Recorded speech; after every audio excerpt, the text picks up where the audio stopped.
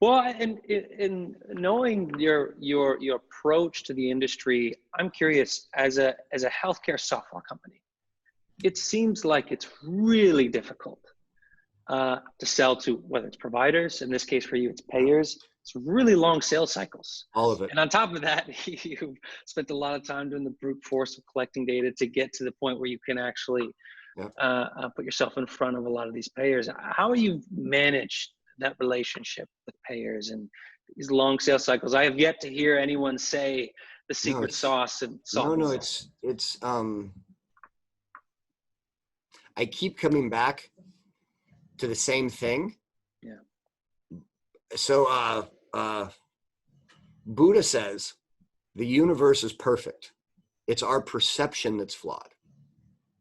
And the idea behind that is that it's all there and it's all been said to you before. You just weren't ready to hear it or see it. And how was that relevant to what you're saying? Fair. Okay. So I have said in this conversation 5 times that you better have one hell of a large why. And you really, really had better inculcate that into your company's culture. Because if you don't, they'll quit. I'm talking about my own customers and I'm telling you, they're really hard to deal with. Really hard. I mean, the starting position is always do it all for free and then do it all for free and do it yesterday and do it perfectly. And that's their starting point in any negotiation. And oh, by the way, we'll call you back every 2 months. We'll return an email to you. It's nightmarish. You better have a mission. You have to have a mission, and you have to look at it like a mission, and you have to build a culture that is like a mission.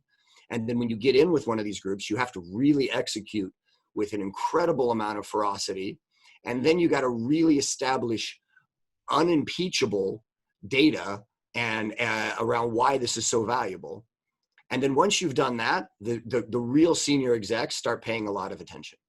They start saying, wow, that would really make a difference to my bonus.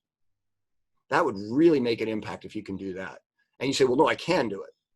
And then you have the mid layer will often fight with you because they get worried about job security. Even if you're not challenging their jobs, they're just, how can they do it when we couldn't do it? And there's a whole rodeo there.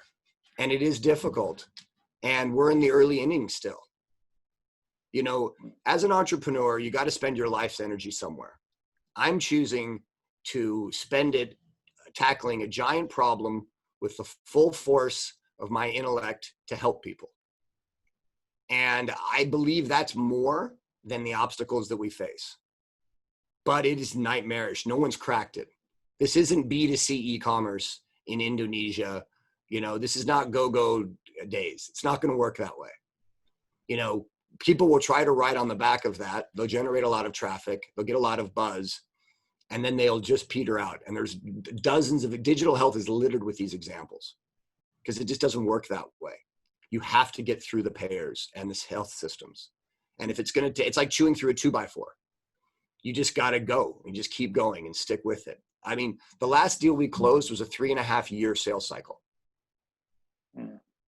You know, but I think now that we've done that one, there's now 6 other of their local markets that want to work with us in Asia and outside of Asia. Because and I think that's the way it has to go. I think the proxy for high quality digital health is going to be much closer to drug discovery than it is e-commerce. Well, and to kind of piggyback on now I've scared all the investors away from ever investing in digital health.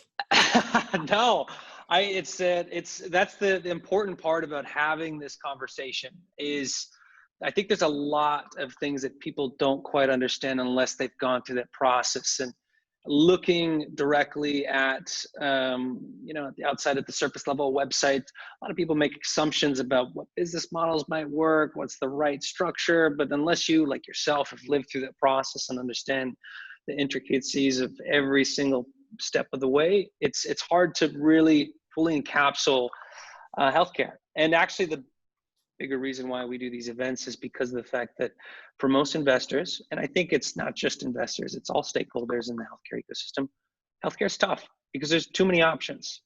And this is why we're doing the event to highlight people like yourself so we can route people in the right direction. Well, you know, and you also think about it this way too. Culturally, insurers, they make more money the more they keep. Right? They make money by not paying people.